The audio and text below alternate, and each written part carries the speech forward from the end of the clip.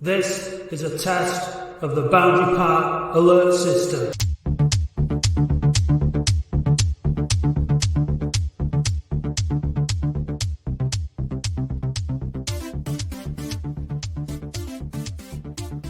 Hello and welcome to the Boundary Park alert system with me, Matt Dean, and Andy Halliwell. How are you doing, Andy? Yeah, I'm all right. Not too bad. It was nice to have a break last week and, be away from the league as well this weekend, wasn't it? Well, we'll come on to that. Was it?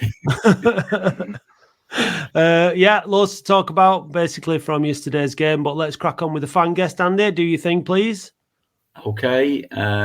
When was your first game, fan guest? My first game was the 2nd of April, 1994, 4-1 win over QPR at Boundary Park. And then I think the next week we went to Wembley and got beaten. Well, we drew the FA Cup semi-final. I think it's all probably been a downhill stretch from there, running all the way through to yesterday, I would imagine. It's been a fun 30 years. I think your first game was our last victory in the Premier League as well. It may very well have been. I don't think we won another game. Won again.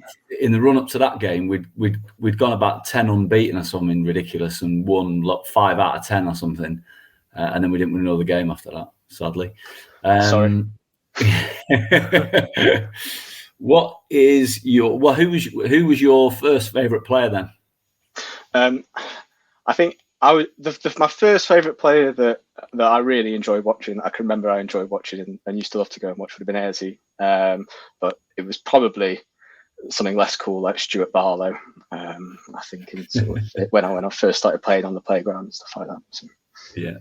What's your your favourite Latics related memory? I think if it was a one-off, it was going to be the Liverpool game, the 3-2 win over Liverpool. But I think if it could be stretched further than that, I think that whole sort of few-week period, probably from the Forest game and that sort of 7 minutes at the second half against Forest, and the 3 goals and the sending off, all the way through to that Everton replay, it was just probably the one time they've had a real sense of hope and excitement, and who knew what we could go on and do. Just obviously in that competition, we were struggling in the league at the time, but I think it just seemed to get better and better and better with every game that went through. I think that was the best. Yeah, fantastic run that was. And then, have you got a little unknown fact about yourself?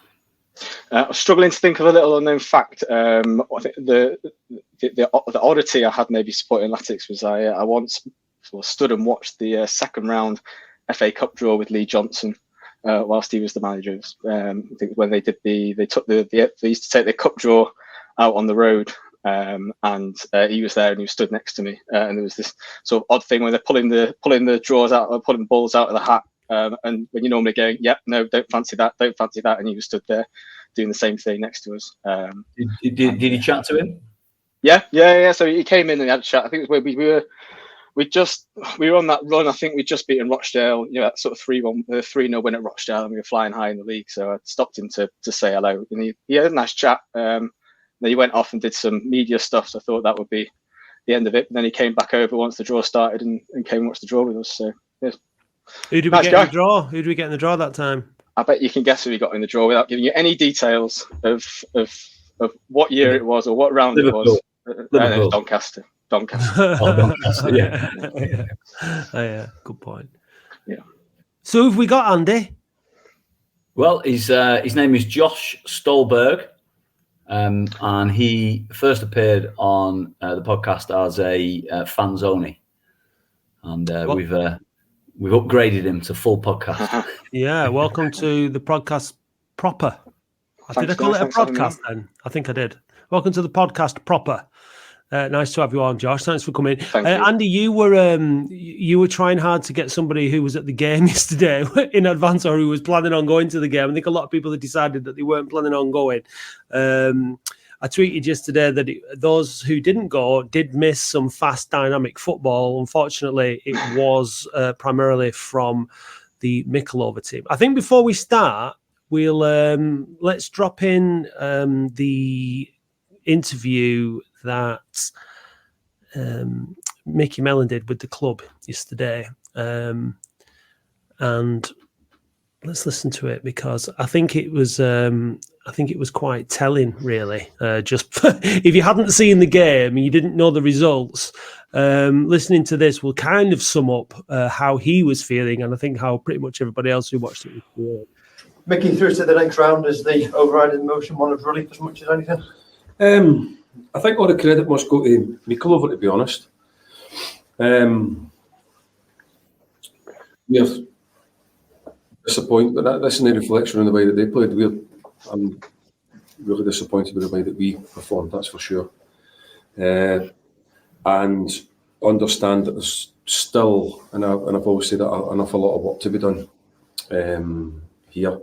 Positives are that we got through, but bigger picture, I've always known, and today again showed we've got a lot of work to do here. So that's really it. We've got a lot of work to do, and we go again with that on Monday. It's disappointing having taken the lead 3 times that we weren't really able to build on that during the course of the game. I didn't think that we did anything really that would be towards how we want to be as an Oldham team. I think we really let ourselves down, I think. And I say we, because I'm part of it. We didn't perform, and we know that. I think we know there's an awful lot of work to be done here, and I would never stand here and say otherwise. I know that, and I know what a big job that we've got on. But we keep trying to move it forward. We go again Monday. You touched on Mickleover at the start. Obviously, they were never going to let us have it our own way, and I guess they showed in that performance while they're top of their own league. I thought they were very good. I thought they were very good. I thought that they showed great energy. They showed great enthusiasm, and they great character to keep coming back at us again all the time. So yeah, I think they deservedly get a lot of credit for the performance.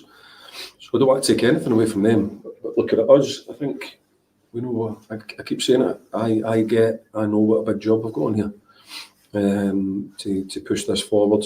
And all I can do is go again with it on Monday, and we will keep going forward. But I think everybody knows we've got a job on. Thrown penalties in the end. Credit to Matt Hudson and Steve Collis for that. Yeah, brilliant. Done the preparation on Friday.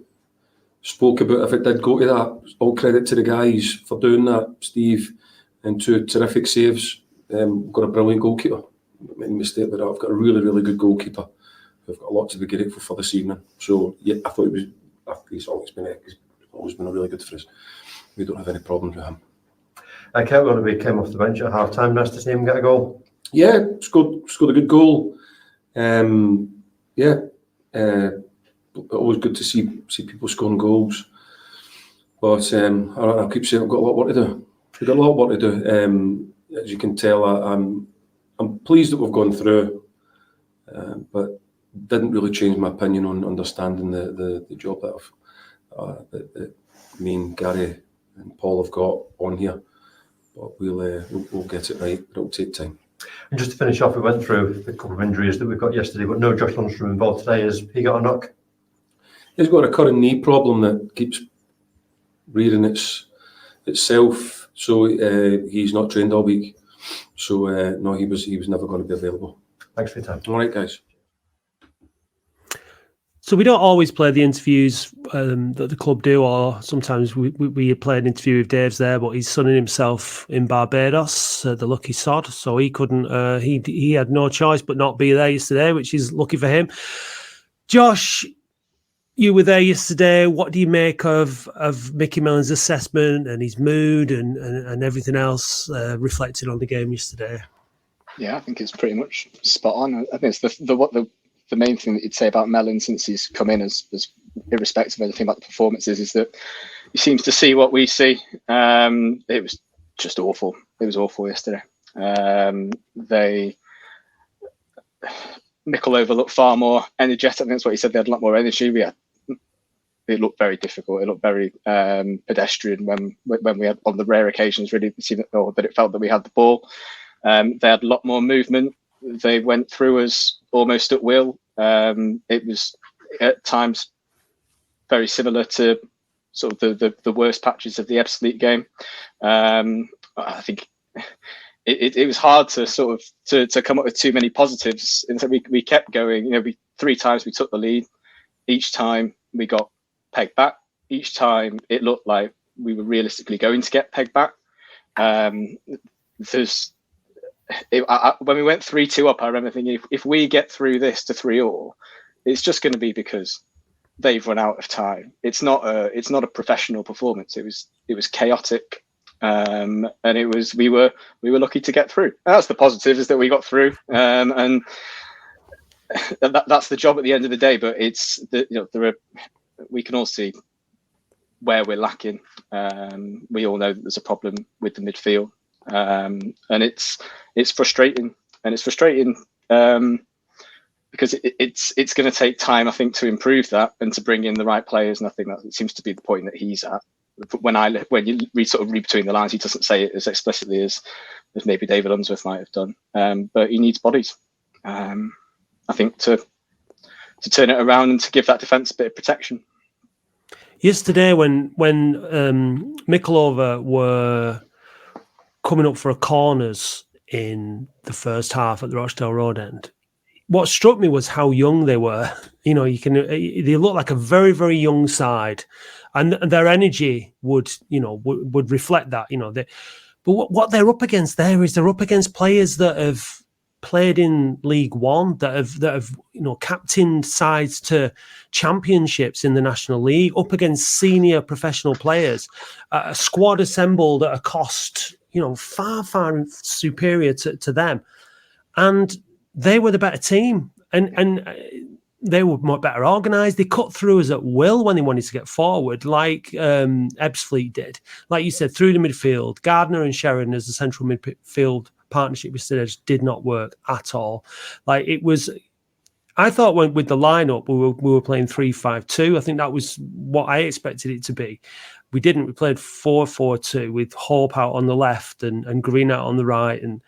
But it was like you said about Ebbsfleet. It was that kind of chaos and disorganised, lack of shape, lack of structure, lack of what it's like looking at it and going, like, what is going on out there on that pitch? And a couple of moments after we conceded, I remember seeing Norwood having a chat with some of the players on the pitch and pointing here and there and that. But again, in play and during the game yesterday, it was just an absolute shambles, and I'm afraid that it can only go down to the players on the pitch, because the players on the pitch, there's more than enough experience, talent, whatever you want to call it, or in theory there should be, for Latics to comfortably get past a team like Mickleover, which was essentially made up of obviously some quite promising young players, but I mean, the conditions and all that were awful, but they were the same for both teams. And honestly, we just looked like we were just all over the place. And the reaction from Mickey Mellon there in that interview, I think, that's what encourages me about it,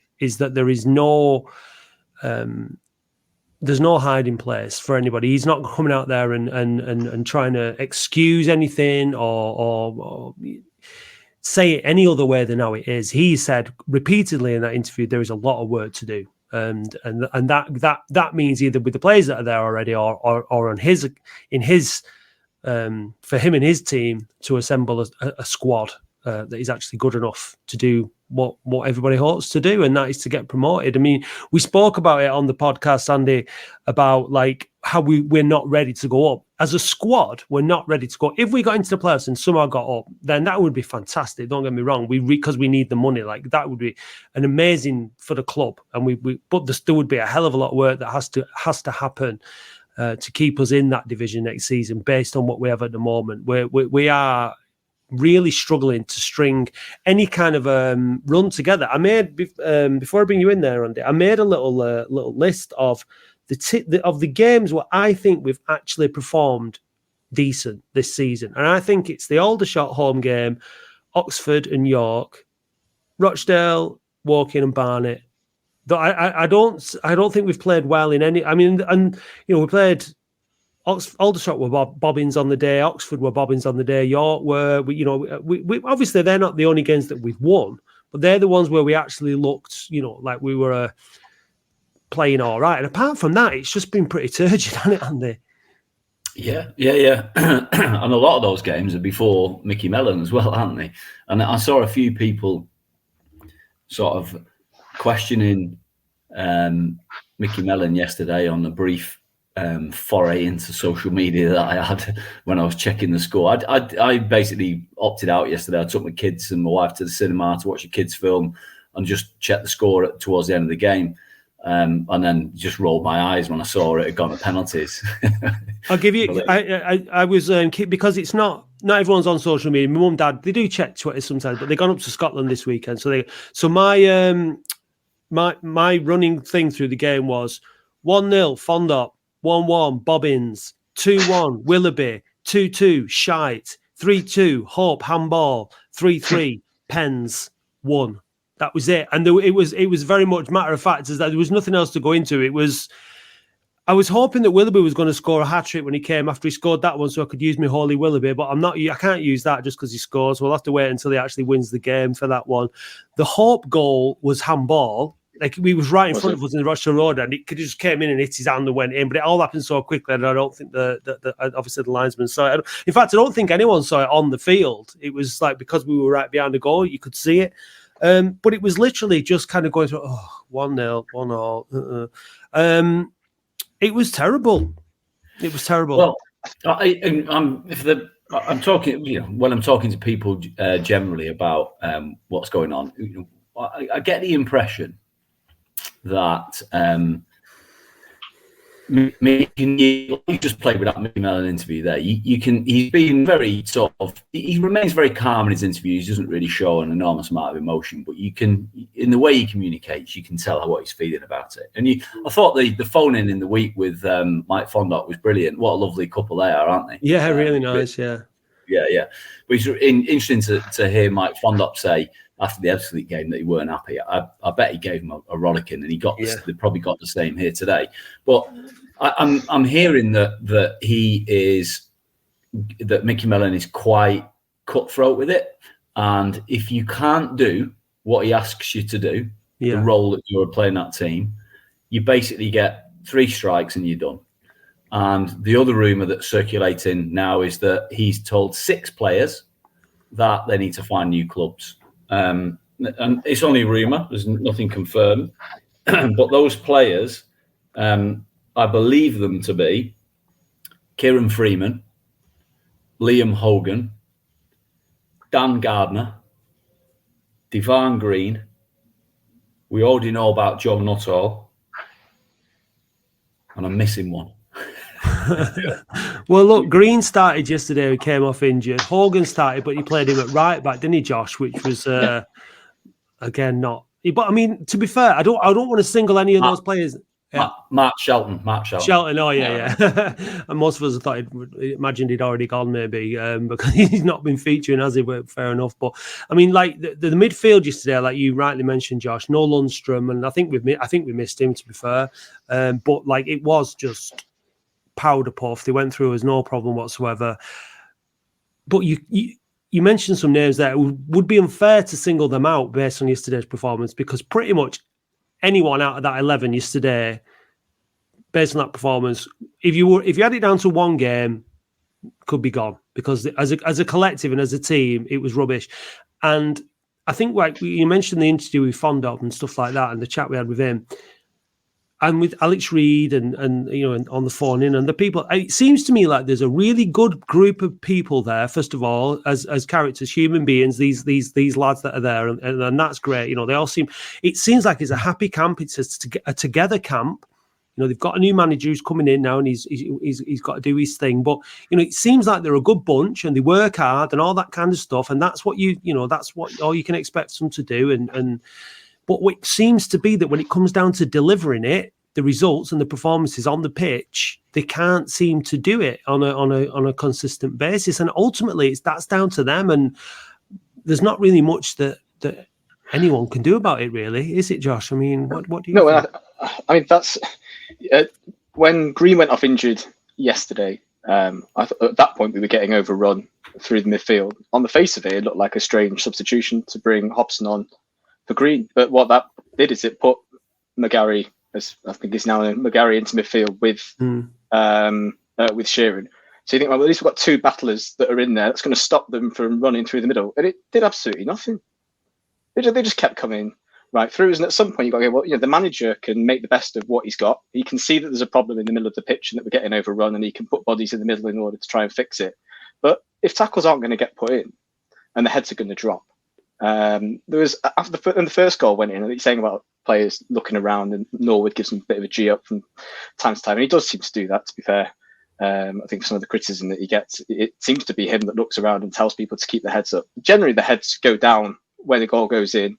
McGarry kicked the ball straight out for a corner from about 30 yards after the first goal went in, just a misplaced pass straight to the back. You just think the heads have gone here again.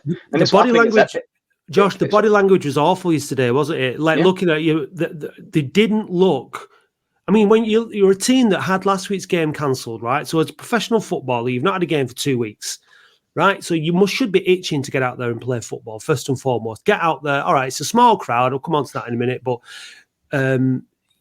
that's your job. It's what you're there to do. It's what you love doing. So get out there, play football. You know that you're competition for places because, well, not necessarily in every position.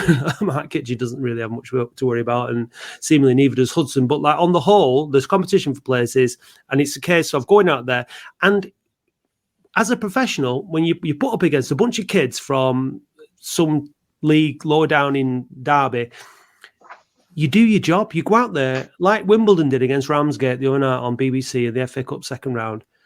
And it doesn't matter whether it's the FA Cup, whether it's the FA Trophy, whatever it is, professional football, you go out there and you show that team and their travelling fans, who, to be fair, were amongst the best travelling fans we've had at Boundary Park all season. They were better than most of the clubs that come here, made a load of noise. The proper limbs when that third goal went in. They were having a great day. And you know what? I was happy for them. I was buzzing for them because their team deserved to push ours all the way, and if they'd got away with the victory, we couldn't have complained. So our lads just didn't seem up for it. Body language, like you said, their attitude to conceding goals, it was just poor. I think at one point they had. Oh, sorry. Go on. I was going to say at one point I think there was a delay. They had there was a player that was down injured, and everyone was sort of standing around for a couple of minutes. We had a throw in, sort of on the north stand side of the pitch, and I was sort of taken by the players were on both sides of our lads talking to their lads, and they were laughing, they were having a chat. I think Willoughby was having a laugh with one of them. Hobson was having a laugh with their centre forward.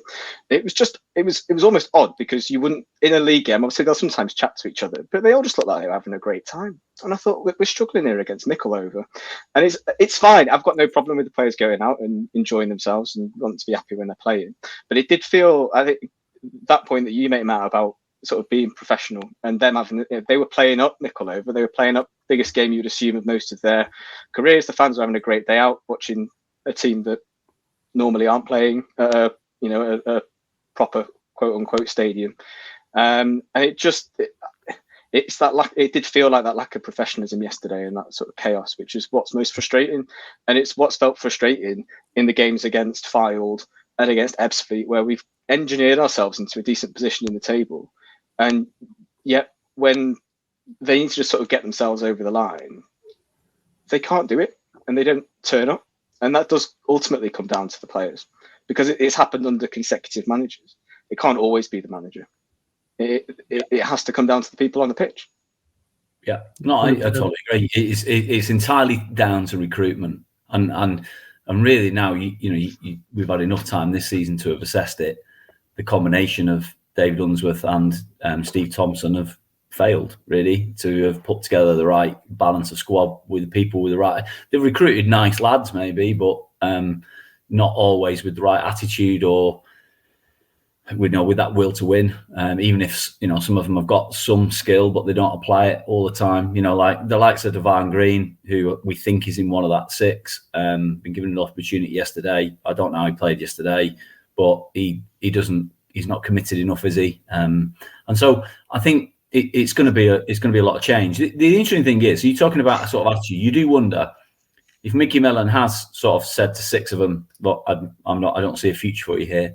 they're still professionals and they'll be professional, work towards their contracts, but it might upset the sort of mood in the camp. You never know. So that's something he's got to live with, but he's got to manage that because he's got to try and recruit other players. The issue is going to be, how can we move them on, and how do we get new players in, and who's available for us to get in? I think January possibly will be a pivotal time when we see what happens with Football League players. But 2 of those 6 players are contracted until 2025. So Joe Nuttall and Mark Shelton, we've got until 25. And, if those 2 players, the opportunity for them to move on contracts commensurate to the ones that they currently enjoy at Latics is limited, which you imagine it's going to be, then you may be saddled with them for a longer period, or indeed have to continue to contribute towards their salary for quite some time yet. So it ain't going to be easy. And some of the players that we've been, rumoured to be linked with. So there was an article the other week in a Burton newspaper where Dino Marmaria had mentioned that there was one team had asked about Cole Stockton, who obviously scored all those goals for Morecambe when they went up that year, was Mickey Mellon and Latics. Well, obviously they're not interested in binning off Cole Stockton. I think he'd been injured, but it's interesting to see potentially the calibre of player that Mickey Mellon might be targeting. The other potential, these are very loose rumours, but if you look, managers typically go back to players that they know well or have played for them before. So Cole Stockton played for Mickey Mellon at Tranmere, so that's where that link would come from. Other names would be, and which I think even a Tranmere account tweeted a little while ago about Kieran Morris being linked with us. Well, Kieran Morris played and scored for Tranmere yesterday, I noted. Harvey Gilmore was at Tranmere. He's currently at Rochdale. I think he's on a 2-year contract at Rochdale, so that doesn't seem likely, but you never know. Rochdale are in turmoil in terms of ownership and money, so you never know. And the other one was Johnny Smith, who we had on loan before, who's currently at Wigan. Now, he started and scored in the week in the Papa John's Paint Pot Trophy against Stockport, but he's not catching the league side. So, potentially. But those are 4 players we've been linked with, and you would probably argue maybe those 4 players are better than some of those 6 that we're talking about moving on. So it's going to be, in that interview that we've just listened to, he talked about needing time again, and it's going to take time. And we're going to have to sort of rebuild again with the new or interim new head of recruitment. And the scouts, which we believe, obviously, Mike Keegan told us a couple of weeks ago, we're having a meeting. So, maybe we'll see some movement. But it's going to be difficult because if we're going to move players on first, I don't think that's going to be easy. So we're just going to have to be that age-old word, patient. Yeah. It's hard, and it's a funny one this season so far because in some ways it's proving quite a hard season because I think maybe there was a level of expectation at the beginning of the season that we were going to kick on, and we haven't really, and I feel like there's a bit of I think the attendance is all right. It was a horrible day yesterday. It really was horrible. It was very wet, very windy. If you were sat in the pub or at home, nice and cozy, you've got no ticket that you've already paid for in your pocket. I can understand why a lot of people wouldn't bother going. But there was a sub 2,000 crowd there. It would have been nice. At the end of the day, it's all money in the club's pocket if we attend and spend our money and stuff. But I can understand why people probably didn't go. But there's a little bit of that kind of I think it was George Parkin, Groundhopper, who on Twitter said, this is what we accuse big clubs in the Premier League of doing when it gets to the third round of the Cup and you've got, they've got a small club at home and they don't turn up. And a bit of that kind of elitism. A lot of fans a lot of people in our fan base were looking at this fixture in this competition as we shouldn't even be in this competition. Well, we are. So, if as long as we're in it, let's go along and support the club. We'd not, the game got cancelled last week. So we were, we'd missed the game and all that. So, but again, I can understand it. I'm not preaching or anything like that. I understand people's reasons for not going. But I think what I'm saying is if we'd have been on a bit of a better run and we fancied of turning this lot over and, there's that kind of confidence, more fans would have gone. I think we've just gone into a bit of a dip again, haven't we, as a fan base, a bit of a lull. A lot of people have probably written this season off in terms of the playoffs now. And after performances like Ebbsfleet and yesterday, that's totally understandable. It really is. I still think it's possible to get into the playoffs, like we said we might last week, but one game at a time. Then we got some pelters on when the Blues a few weeks back for being a bit too negative. I think it was the weekend you were away, and Dave was being a bit negative on the pod. And of course we can still get in the playoffs, and that should be the target. But you'd have to say with this team, with this squad as it currently stands, it's a slim chance. And if you're going to sneak into 6th and 7th, we've got absolutely no chance of winning 3 on the spin. I don't think. So I've definitely sort of prepared myself for another season. I think Mickey Mellon's repetition of the phrase "we've got a lot of work to do," is kind of temper your expectations, guys, because we've got a lot of work to do, and it's not going to happen overnight. So, look, there's still a chance this season to get into the playoffs, and until that's mathematically not possible, then it's something to aim for, isn't it? But Josh, how do you read the mood amongst the fan base? What's the mood like with people that you watch it with, your friends you talk about the game with? I think it seems pretty despondent in the sense that there's just this expectation that things are going to come crashing down. I don't think it's kind of a typical Latics. There is an element of typical Latics. They get our hopes up and then they knock them down again. But these players time and time again, they've just not been able to. We go on a mini couple of game run and then they just haven't got that mentality. And I think it's that expectation that it is all we're just going to keep falling short. I can see that happening.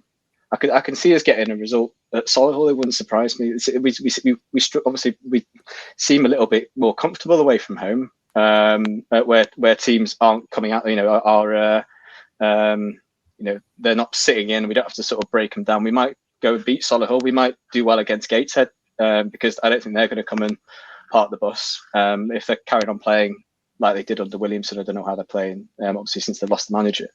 But then it feels if we were to get back to the edge of the playoffs again, that we're going to come up short, and that we're just 2 games away from sort of taking another 2 steps back. And that seems to be the expectation. I think all the time at the moment. It's a question of when it's going to go. When it's going to go wrong, even when we pick up a couple of wins. And we're Latics fans, aren't we? We win a couple of games, we start to get excited and you start to look at the table, and we've been starved of anything for so long that I think that's the natural way to be. But whoever it is that turns us into a winning machine is going to be elevated to some sort of godlike status within no time. So the opportunity here is for Mickey Mellon to have his own statue outside the ground. If he can get us going, we're going to absolutely. All of us are going to be. I'm looking forward to when it comes. I'm actually going to Solihull next week. I'm going to drag my kids up to Birmingham, so I'm looking forward to seeing if that. I actually looked. My last 3 games I've been to, we've won them all. So I'm on this. I've got to keep going at the minute. I've just got to keep going to as many of these games as I can go to, and hope that we can keep us winning. I imagine that Gateshead look a lot better than we do at the minute. I saw Solihull comfortably dispatch Scunthorpe, who are only 1 division below them, whereas we struggled to beat Mickleover, and they were away. So I don't imagine it's going to be an easy fixture, but. Yeah, I think we'll just blow hot and cold.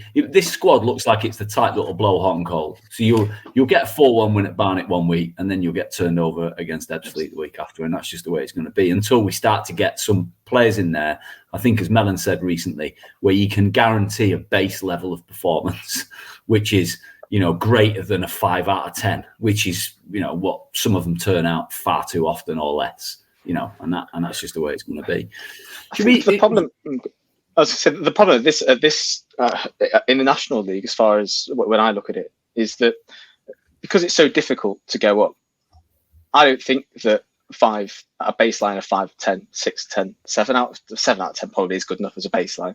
But we need to be so good in order to win the league, and to guarantee ourselves promotion. And the problem with the recruitment is that we've got players that I think could get us, obviously have got us to around mid-table. With a fair wind, we can get ourselves into the playoffs. And you never know sort of once you're in the playoffs. We're so far off Chesterfield. We're so far off where Notts County and Wrexham were, where Stockport were the year before. And in terms of recruitment, does he now, when he's looking at players, if he were to think, right, well, I could sign someone on a 2-year contract and they're going to get us, and that might give us the edge in order to get into the playoffs. We can get a few sort of 7 or 8 out of 10s, get a couple of them in, and that might sort of see us over the line. But then we don't go up, and then we've invested in a squad which is probably short of where it needs to be to win the league the year after. I just think we need improvement. It's not a criticism of the player. I think we've got some good players in the squad. They've got to be better, haven't they? Yeah, which is what we said before. Is my expectation was that the summer. So when you sign, this is the problem. When you're signing players in the middle of a season when they're under contract, you're only really getting players that other teams don't want, or those that are surplus requirements, or players that have maybe dropped down and you're picking back up again, like Devon Green, who we got last sort of this time last year, if you like. And you might get a performance or two out of them here and there, but not consistently enough. If you're gonna target players and then build teams around them, you've got to be doing it. I'd assume you've got to be doing it now for the summer, really. So you've got to be thinking about who you want to try to recruit in the summer, and that really is probably what Mickey Mellon's got to be thinking. If they can put a couple of quick fixes in January, great. But it's almost pointless signing Mark Shelton and Devon Green if you then end up being saddled with them for 2 years. Well, so which is why a loan option potentially looks like the best options to see us through to the end of the season. Yeah, I mean, your point on Chesterfield is a good one, because Chesterfield absolutely annihilated Southport yesterday. I think 6-1, and I think they rested quite a few players, which shows you what their recruitment's been like over the course of a few years. Is they've got some reasonable depth in there. Yeah. It's got a big job in it. He's got a lot of work to do. He certainly does. He certainly does.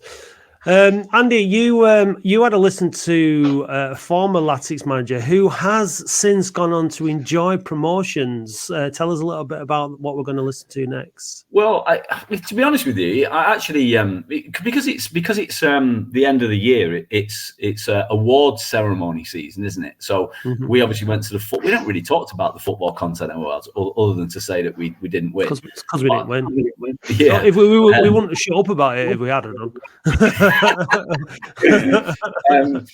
But I've been listening on the last couple of weeks. I've had a nice break, not to do any recording, so I've been listening to other clubs' podcasts. There's quite a few.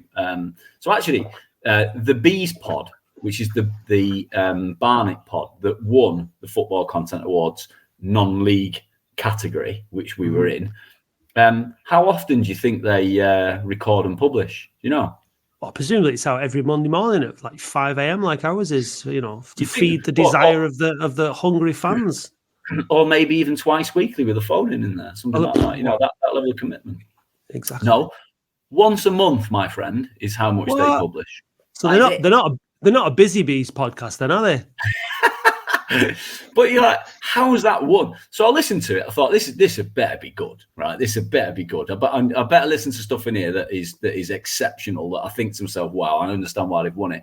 I mean, they had someone on there who seemed to be quite technically, was breaking down the technical play but it was as dry as Gandhi's flip flop. Honestly, it was absolutely rubbish. It was. So I don't know how they won that. Well, we did have a theory, didn't we, Andy, about this as we explored the awards sort of scene and stuff. Like basically, that award ceremony is just a big money making scam. Not scam's not the right word, but like it's the way it's set up. So you nominate yourselves or people nominate you, then you get shortlisted. It was quite a long shortlist. So then quite a lot of people get invited to the award ceremony. You get one free ticket for the award ceremony. Then the other tickets are quite expensive. So you buy some more tickets. You fill out the room. The people organising the event make quite a lot of money off that event. You apply to that event for the first time. They shortlist you. You go to the event. Oh, we didn't win it. Maybe next year we'll win it. And it seemed that was our sort of slightly cynical take on the whole thing. But maybe that's true, maybe not. But yeah, I think it definitely is true. It's owned by a company called Snap Media, and Snap Media sell advertising on sports content basically online, and that's how they probably come up with the idea of doing a content awards to follow it, because they had a lot of content creators involved in their media division. I think I think you're absolutely right. And I'm sure there are some worthy winners on there. I mean, but the best in non-league, it was kind of like right at the end. It was things like fantasy football of the year or whatever were like before the non-league podcast, and it was like, ours was just like like an afterthought, really, wasn't it? I mean, anyway. Well, but let's say not bitter, but it was just a bit of an observation. You just give an observation, yeah. But I think I also noticed that the Football Supporters Association Awards this week, which I also know it was in London, which would be absolutely fantastic for me to that one. That they did theirs. There isn't the categories, but one of theirs their winning podcast was Arsenal's podcast, which I listened to, which was actually what one of theirs was. I mean, you imagine at that level, they've got companies behind them as well produced. But anyway, I'm sort of talking about that, and we might come back to that in a minute because there's something interesting, non-Latics related, which we could discuss. But I happened to listen to the Lower League Lux podcast, which people might be familiar with. It's definitely worth a listen. But they had an interview with Richie Wellens, which covered a whole range of topics. But there's a nice little 5-minute segment about Latics in there, which we've clipped. But if you want to listen to the whole episode, then we'd advise you go and look for the Low League Look. First took over, John Sheridan was brilliant. He got me in as a coach, and unfortunately for him, we started the season off really, really poorly. And Simon Corney came to me and said, "Rich, John and Tommy Wright are leaving. Will you take the team?" And I was like, "Simon, listen, I'm not ready, and I don't think we can score a goal. Never mind us winning the game." And this was I think we'd just been beat 5-1 off Rotherham, and this was on the Monday morning. We had Peterborough the day after, and he went, "Rich, I've got no one else. Can you please do it?" And I like Simon. He's a great guy. So I said, "Yeah, no problem." We ended up winning 3-2. Peterborough was second in the league. We then beat Portsmouth away on the Saturday 2-0. We then beat Crewe on the Tuesday, and then we beat Blackburn. So from going where we won 1 in 9, we've now won 4 on the bounce. You can't do anything other than take the job, even though I still didn't think I was ready. But I have to say, under Simon Corney, the wages were paid late. He would give you a 2-week head up. These players live from month to month. They're not millionaires that can go into a savings account. Any direct debits that get bounced, and it's down to us not paying them, bring in the receipt, we'll pay all that. And it was fine. There was issues, and obviously it was hard. But I think in the first 17 games, we got 32 points. And only Wigan and Blackburn, who went up that year, had got more points. And then the takeover was on the horizon, and we could see little things happening. We could see things happening under John Sheridan where 6 or 7 trialists would arrive from France, from Belgium, from this, that, the other, and we'd go out and trial and we'd say, no, they're not good enough, when all of a sudden now, before we even brought them in after the trial, they'd been given a 2-year, 3-year deal. So they're signing players behind John Sheridan's back. So that had already started, but once the takeover happened in full, that's when you get the issues of telling you what formation to make, telling you what players to pick, discipline this player but not this player. Craig Davis was desperate to leave because Charlton had just lost Josh McGuinness, who went to Bolton, and Craig Davis had a year left. Sorry, he had 6 months left at this time on a certain amount of money, of which Wigan have come and offered him a 2.5-year deal. Sorry, not Wigan, Charlton offered him double his money for the next 2.5 years. Craig Davis was 33. So I had an honest conversation with Craig, and I was like, "Craig, okay, I totally get it. I'll let you go." And I was going to sign Devante Cole from Fleetwood, and I thought it was a good swap, a young goal scorer who's on the upward curve. We could use the money what we're getting from Charlton to pay for that. And the owner just went, "No, Craig is a fighter. He's staying." I said, "But Craig is a fighter. He's done great for us. Him and Owen Doyle have scored a lot of goals for me. Yeah. But if you say no to this move, you will see a different Craig Davis." And he said no, and Craig Davis stayed. And Craig was not happy, and he kind of down tools from that. But I would never begrudge a player from moving club, because if you're a club and you don't want that player, you're the first person, the chairman's the first person to say, "We don't want this player, he's taking this much money out of budget, get him out." So you can't have it both ways. Players deserve everything they get. As long as they're professional and they're at it and they earn an honest living, they deserve them extra money when they come. When the new owner took over, then the wages weren't being paid and there was no communication, and he thinks that just going to a foreign country and hide it away will mask over the issue. It doesn't, because lads have still got to live here. And what would happen is if our wage bill was, let's say, 150,000 a month, he'd come in with 50 grand and pay the ones that you can. Well, do you pay the ones that are playing, who are on more, or do you pay the ones that are just under that are on £300-400 a week? Yeah. I remember a lad called Callum Mantak, who his wage at Oldham would look after his mum and his little brother. He needed that. So then we're put in a position where we have to choose 7-8 players to pay. And leave 15 out, and it was really, really tough. We then dipped into we get a certain amount for the academy each month from the Premier League. We was dipping into that to spend on first team wages. Then the academy parents and kids would turn up. We'd lock the gates because they haven't been paying the rent for that, and it was just issue after issue. But like you say, no line of communication. I think by the time I'd been sacked at Oldham, I'd not been paid for 6 months. I ended up getting it, but I said, listen, I'll wait and make sure that you play the players that are due it. It was just, honestly, it was difficult. But I do look back on it as a massive learning curve. It's one of the first clubs that we covered doing this, and it was a learning curve for me as well when I got the legal letter from the Lemsegams. Yeah. And I was like, do you know what? I've got nothing to lose at this point. What are they going to do? So it was just a case of bring it on. And they didn't bring it on. They got rid of the club. But then, we did a follow-up with Frank. You mentioned Frank. I've got so much time for Frank. Frank invited me over. We had a 3-course meal with him and his family and the Royals. And we watched a game. They lost to Wealdstone, but you just could feel it. It's like there's a good atmosphere back at the club. I still support the club. I still take me. And if we haven't got a game, obviously it's only 9 or 10 miles down the M62. I'll still take my youngest lad, and we'll stick a hat and a scarf, and we'll go and watch it. It's the warmest ground in the country. So that is a lie. That is an outright lie. I know. Yeah. So yeah, I mean, they're gonna go back up. Mickey Mellon's a good manager, and now they've got finances that can take them back up. Two things. First of all, two things to take away. Where was our legal letter from the Lemsegams? We never got one again. That's a bit disappointing. And where's the 3-course meal from Frank as well? What's going on there? Like, I mean, hello. I mean, I know, come on, do us a favour here, throw us a bone, like. But I always liked Richie Wellings. I always liked his interviews and his honesty and his approach to stuff. And he said there himself he wasn't ready to take it on, but what a transformation when he did take over, and then it just all went to shit, didn't it?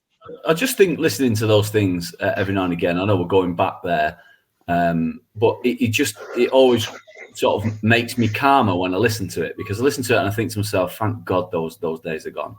We're over that. We've got good owners. We've got a manager who's had success, who's got a good reputation, and you listen to Richie Wellens saying, they'll come. We'll come good. We will come good, and it'll be absolutely ace when we do. We're just going to have to be a bit patient, and it's probably unlikely to be this season. And so we're going to have to look to next and hope that the sort of summer's recruitment fixes it a little bit. But yeah, it's an interesting sort of just recollection of, you think about it. I'd never heard that particular story before, that they were dipping into the academy money to pay the wages, so that therefore the academy, which were training probably at Avro, couldn't get access because we haven't paid the rent. What a mess! What an absolute mess! You got none of that going on now. So all we got to do is sort the squad out, say all, and then we'll be on the way back. Just to go off Latics topic for a minute, I thought when I listened to the Arsenal podcast the other day, I thought this was interesting. And what's interesting is how little coverage this particular topic has got. How many clubs are in the City group now? Do you know? Well, there's one in New York, isn't there? There's one. Australia. It's Australia, yeah. I don't know. Tell me. There's a few, isn't there? They've got Spain. They've got Girona in Spain. They've got Palermo in Italy. They've got Lommel in Belgium, and they've got Troyes in France, right?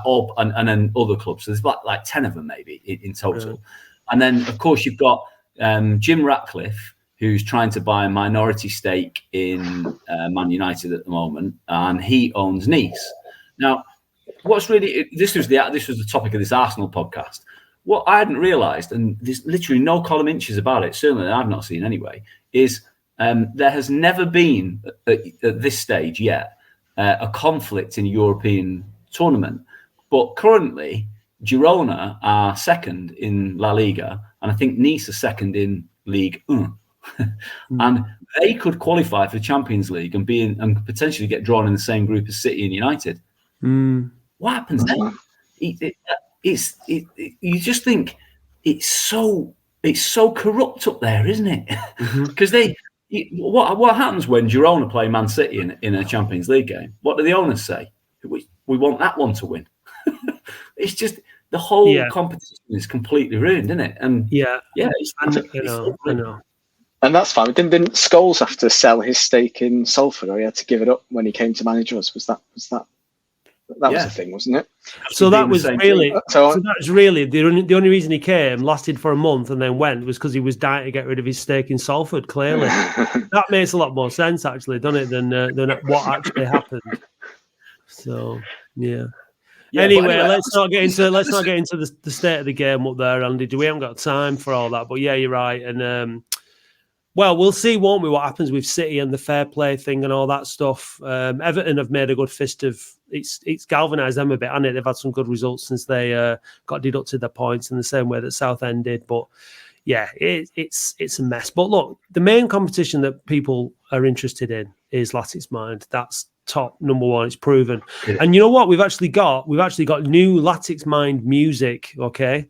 Which has been specially composed and produced by Matt Berry, not Matt Berry who plays the guy in the IT crowd and all that stuff, but Matt Berry who's in Spike Island with me, and he's recorded this at King Buzzard Studios in Shaw. Are you ready?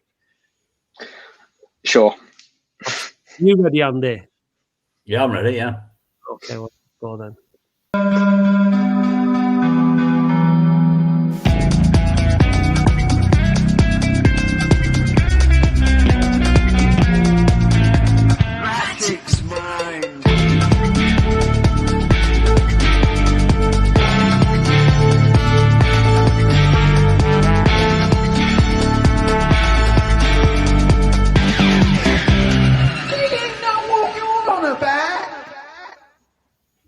Who was in goal when Latics beat Liverpool 3-2 in January 2013? Dean Bizanis? Correct. Who knocked Latics out of the FA Cup in 1988? United. Wrong, it was Tottenham. Who did Gunnar Halle score a hat-trick against in World Cup qualifying for Norway? Sweden. San Marino. Shefki Kuchi scored a winning penalty at Bramall Lane in 2012. Who was fouled for the penalty? Kieran Lee. Reed. Which centre-back had a spell at Latics sandwiched in between his two periods at Man City in the 1980s? Pass. Who was Latics' top scorer the year they were relegated from League One? Owen Doyle. Correct. Who beat Latics 5-0 in the League Cup first round second leg in 1997? Pass. Who wore the number 7 shirt at Wembley during the Littlewoods Cup final of 1990? Nicky Henry. Neil Adams. Latics signed 2 players on loan from Man City in 2011. One was Luca Scapucci. Who was the other? Andrea Mancini. Correct. Who did Latics sell to Everton in the summer of 1996? Chris Makin. Paul Gerrard. In what year was the old Lucas stand demolished? 2008. Correct. Very good. So you got 1, 2, 3 correct. All right, that middle of the road, isn't it? Yeah. Yeah, middle of the road. You had 2 passes, I think. Your first pass was which centre back had a spell at Latics sandwiched in between his 2 periods at Man City in the 1980s? Matt?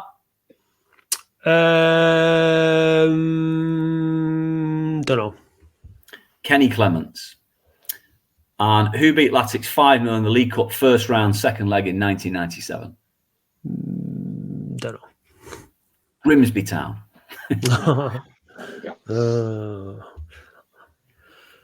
Not bad. Right. I'll take that.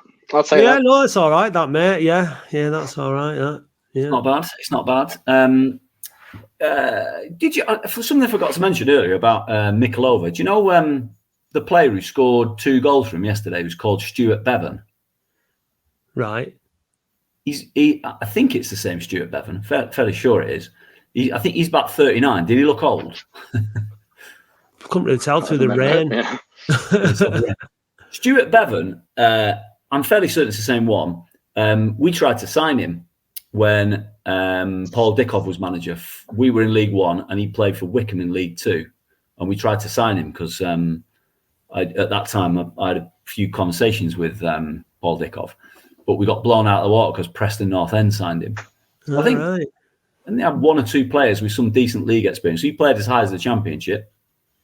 Yeah, well, I mean, it was hard. They didn't have squad names on the back of the shirts, but also we were like out at the back of the Rochdale Road, and it's quite hard to sort of see who's what's what. It's just a lot of players running around. I thought what was interesting, they took the number 9 off 2 minutes before the end of 90 minutes. I thought that's not the biggest vote of confidence in your centre forward's penalty taking abilities. Yeah. Did you also see this week there was an article on the Independent online about Frank? No. It was worth a read, worth having a look and having a read. It was by a journalist called I forget his name, Kevin Garside. It's a brilliant article actually. It's really good. It's not one of those rubbish articles. It's just parrot stuff. It goes into a lot about the club and about Frank and stuff. But Kevin Garside actually is from Hathershaw originally, the journalist. So maybe he's got a slight vested interest. Right. Although I think he's a Man United fan.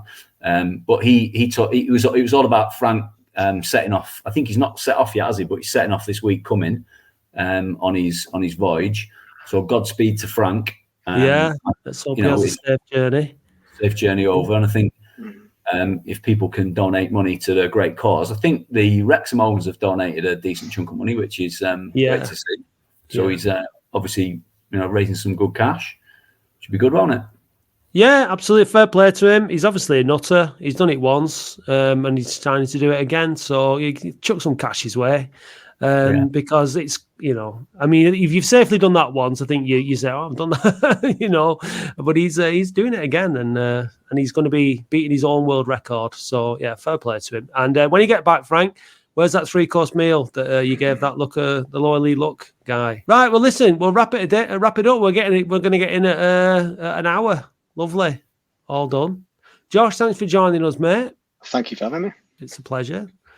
Andy, thanks very much. And we'll see you all for, maybe the phone. I'm not sure if we're doing the phone this week. Dave's in Barbados, isn't he? So we'll have to take a rain check. Who have we got next week? Solihull. Right. Well, that's one to look forward to. Up the Latics.